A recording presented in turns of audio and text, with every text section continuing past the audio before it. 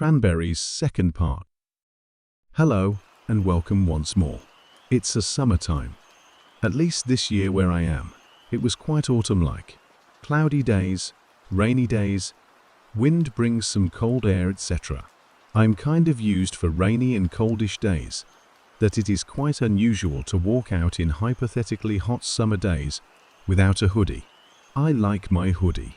I like my hoodie so much that I tend to go with it even if outside is more than 15 degrees in Celsius or 59 ones in Fahrenheit. Yes, it can get quite hot with it, but gladly there are those coldish periods in summer that I can cuddle in my hood and just go for a walks in forest. But alas, that time had come to have more actual hot summertime, like almost with no wind at all, very little to not at all little breeze of gust of air, which is weary lukewarm too. Mostly sunny days, in Celsius approximately 28 degrees, 82.4 in Fahrenheit. Still rainy, but with this rain comes sort of high humidity. That whole place seems like overheated greenhouse. And sadly, I can't bring my hoodie, because it is just too much heat. Yes, of course, summer is for sunshines and beaches, sunny walks, etc. But as a person which prefers to feel some cloth on its own skin, likes more to walk with long-sleeve garments or something like that. It gives nice feeling of something which kind of makes cuddly feeling, which helps to soothe nerves too when I go to walks. I dunno. Body just likes feeling that something is gently wrapping around that, and you don't really feel nor naked, nor exposed for outer appearances. It's just like walking around in pajamas, soft and neat, but in same time, it is actual garment for outdoor walks. Now in this time, I probably have adapted to walk with short-sleeve garments. Well, if air is that hot, that you don't actually feel it, then short sleeves are okay, I guess. Before I continue idea from previous video, I will shortly show disclaimer that this story is only my perception and not in any way profession advice or something. You can skim it through, but you already knew if you had watched some of other videos of mine. Please stay safe and be okay, not because of our pleas, but because of our glees. Okay, let's continue where I was. Yes, psychologists can help, but person itself needs to be capable to work with themselves, and, again, to see themselves if things are improving at all. Of course it takes time. If it takes years, then definitely that or another approach is not right one. I have had some share of those doctors. They only, from my experience, tend to make diagnosis that person in question is very angry and depressive, but never really says where it stems from. Oh right, they can help to give pointers depending of practices, that those impulses can stem from upbringing, but it only goes like this is bad to do that and this. You as person should be more happy that things go better, that from other people, or don't be so sad. There are people who can create art, actual canvas paintings without legs and arms. That kind of statements feel like betrayals, like, yeah, I am how I am. But other people's situationships don't really solve my issue, why I feel like how I feel, and why it just happens like that. No, you are just lazy person with no aspirations. You should have something to like to do otherwise than binge watching TV shows. Slacking on the couch, you should go outside more, meet more people, find some aspirations. After that kind of argument, it feels like they only know how should things go by theory, that yes, it is healthy go outside to touch the grass, and no. Actual cubicle person is just tired from anything that only aspiration they could have and could afford his cup of coffee in silent morning before existence itself, that it feels like chore. Think about that you are grateful that there are no wars in your country. It sounds nice, but still brain has really depleted hormones, which could bring happiness of any kind. And yeah, it is nice that country itself is at peace times, but it doesn't really solve anything, why in peace times it seems, and even feels like chore to do anything at all. and slowly to not sound like very ungrateful person about anything and very difficult work with. You just bottle up what actual feelings are and just pretend to accept their arguments. It is okay to have feelings, but sometimes I just felt like I was talking to wall itself. I wanted to fix myself, not to feel more depressed, that I can't recuperate to their arguments, not to feel sad. In short, they just seemed like beating around the bush and not actually getting there to simplify things. How to simplify the anger thing? By pretending to be my own psychologist and using various ways of self-reflection and affirmation methods, and even, so to speak, talking to universe itself, I got to some conclusions that we are not really angry about anything. I know it sounds like Buddhists would say that everything is illusion and there is no pain, even though it hurts like stubbed pinky. But alas, I can say that this, what I could grasp, be it actual answer from universe or just placebo effect from rubber duck debugging methodology, that thing that you ask question to some inanimate object and somehow you get answer to that issue before you trouble anyone else with it, because brain can solve issues pretty fast if thoughts are talked out or written out. I could put things together that there is an emotion which we call anger by some definition, but actually it is just reaction, result of nervous system's participation against stimulus from outside world. We call it anger to simplify things with words and definitions, to give some kind of reason and understanding, but in result there can be some restraint by those definitions. Definition of anger from dictionary, psychology, etc.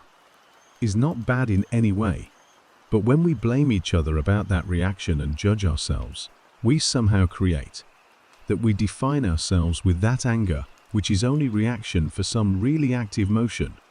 How to say it differently? There is no anger, because it just definition about that natural process itself. You could argue about that, but in the end, this is only linguistic label for some observed occurrence in natural reaction responses for biological organisms. Mostly problem resides in that this natural phenomenon has really little space in our domesticated cubicle human life environments, and we are taught to dismiss it as unnecessary thing. Yes, anger or any kind of emotion used in destructive or disruptive way is mostly unnecessary depending of situation. I won't talk about controlling one because we all already do enough to sniff out our feelings as a daily practice, by demands of our society, by being very cooperative not to disrupt already, not very optimally created structures of government and tax paying, in a result that everybody leaves us alone as much as possible, because unnecessary attention is not welcomed one, and that is desired outcome. I was fed up controlling anger because, well, I didn't like yoga and other things, which by their own nuances made me feel to reject that emotion as bad one. Maybe I was already tired of many things, that I kind of stopped to blame my emotions, ego and other bad parts of myself, and I tried to find some reasoning outside of box bad and good. I never really understood the idea which people sometimes mention from time to time, that in universe itself there are no good or bad things, they are only how they are, and humans themselves decided to call things like that. To explain it further, I will mention that not having mentality by good or bad makes us ask questions which our culture don't really appreciate, because in result, it kind of threatens to break down communal norms and understanding about things about which are considered bad or good. This I will explain in different video, but in short you basically become free from norm attachments and have more free feeling not to have worry about other people's perceptions and their stuff. Not really caring about, at least not that much how was before, about surrounding situations, where for people usually it is common to feel stressed out, but when they see you from sidelines and you seem more detached from reality, they start to think that particular person is like cold-hearted, unapologetic, unfriendly personality, probably some another term, because how can you be so calm? In this or that situation, Don't you have any emotions? Why did you say no to her? Are you insane? That person is hot. Don't have feelings, or are you just gay? Why did you said something like that for that particular crying person? Don't you know that you need to be more caring with them? Etc. etc. These simple example answers are from our society when we actually develop a way to discern multiple double standardish gaslighting behavioral bull marbles, where your emotional health and well-being seems only like excuse to not engage into traditional and tiring one-sided losing interactions. For example, I finally see that my niece is very manipulative and putting healthy boundaries with her, from other relatives and people point of view, seems like douche-like behavior.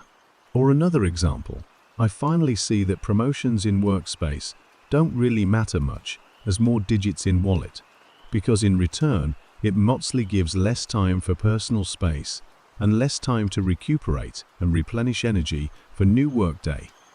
Or, for another example, ignoring senior in shop where they are surprised that all that purchase is too much to carry to their homes, and they innocently expected to somebody to help carry some stuff to their apartment, which on surface level is not big deal, but there hides some idea that they are old and everybody are expected to help them, and they innocently still trust random strangers, which is not secure in itself, and innocently don't understand that other people have their own time on as it is.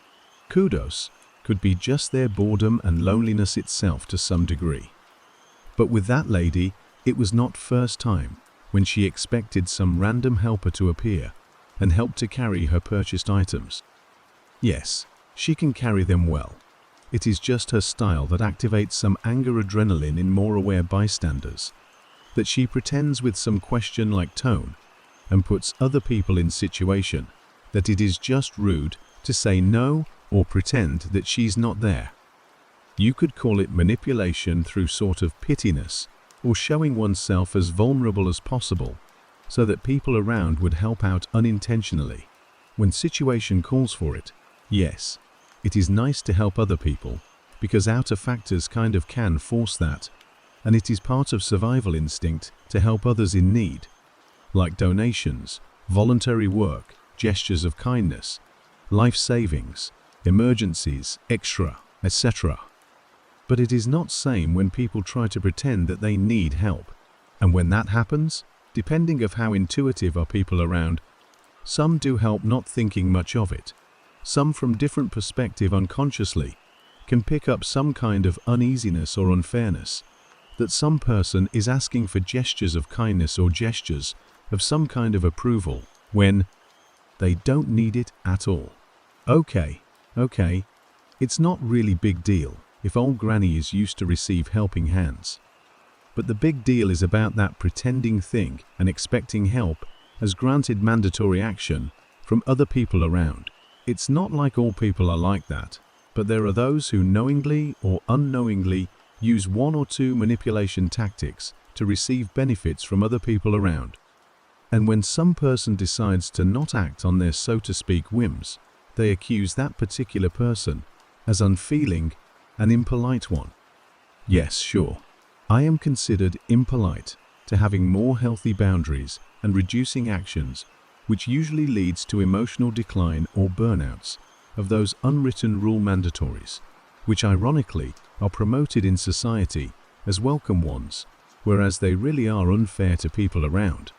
I can't really think more example of those situations, but mostly they are all those be polite ones, or think about others ones, or sharing is caring, or help those who can't help themselves, and many more similar some short expressions, which only leads to feeling that there outside are people which are more important than yourself. Once more again, there is nothing wrong to help others and being nice or whatever. It is not like other people or society don't like that we don't take care of others and care about ourselves more. But it is more about we are not giving enough attention to things or occurrences which pictures us as unreliable or unpredictable ones. Why should I be predictable if other people would want to make use of me in a way which is constantly unfavorable for me?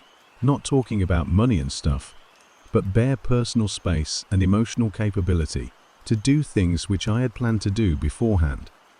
Yes, I do sound more ungrateful if talk like that. But then again, for society itself, it is kind of necessity to make those boundaries with surrounding people. Stereotypes, random happenings with outer world, or media, and other things, because for simplicity reasons, they kind of need that cogwheel to be good and running. Yes, sounds unreasonable, but it is no news that person is a cogwheel in a society and has sort of butterfly effect to be able to be influential enough that it is actually very necessary to have better boundaries with surrounding people, no matter the stereotypical beliefs, if system itself wants to have some benefit of that particular person, for example, being an economical monetary unit and its capability to circulate monetary values in system to keep provide and demand in sort of balance. Why I can't tell it like me, as a human, I am worthy as emotional being for this societal micromanagement system. Because we globally think, even in silence, we do believe that our emotions goes into way for finishing tasks, keeping relationships in check, being approachable, and etc. So, if emotions are hindrance and are very frowned upon as liability than actual benefit, then I do wonder, sometimes, why government does not perform some kind of lobotomical actions to make people more like robots, to live more effectively and being not bothered by pesky emotional impulses.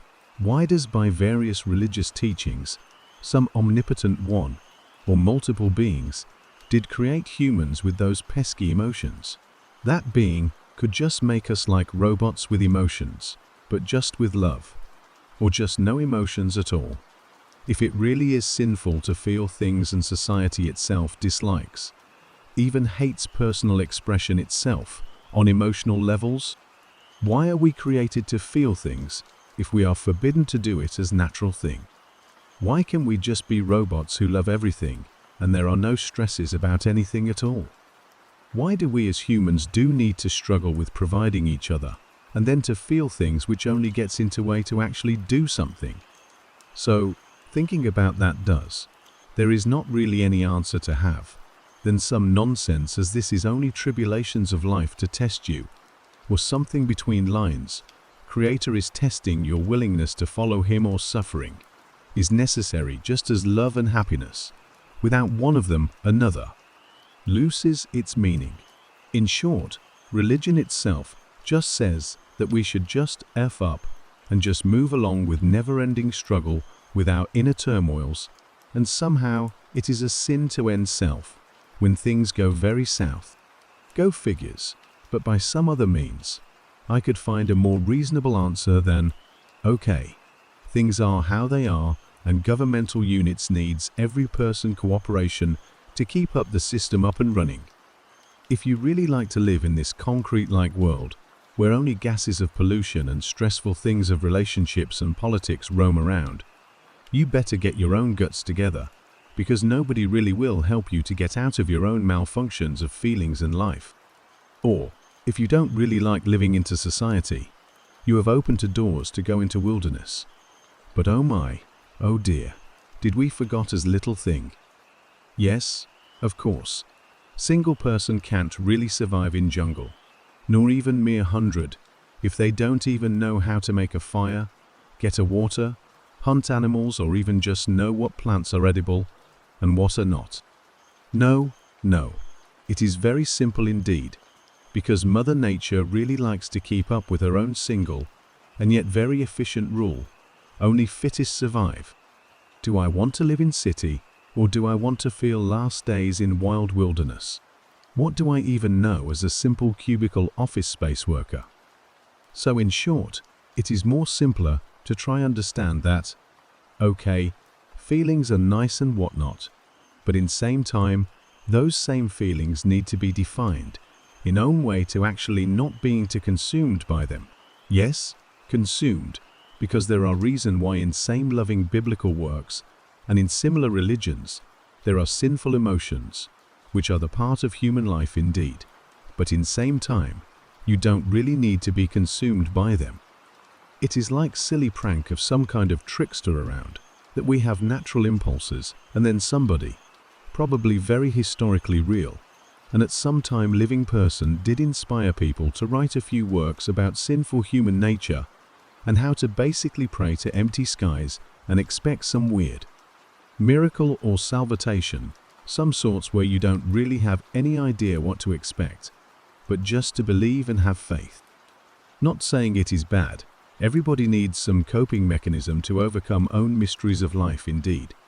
But taking everything as something like set into stone does really makes a number on our own psychology, and it is not very healthy, unless crippling anxiety and want to end oneself or just simple good old depression and apathy to life itself is considered as something healthy enough and quite necessity to our own human-like society. Okie dokie, rambled a bit. Thanks for watching. See you soonish, buys.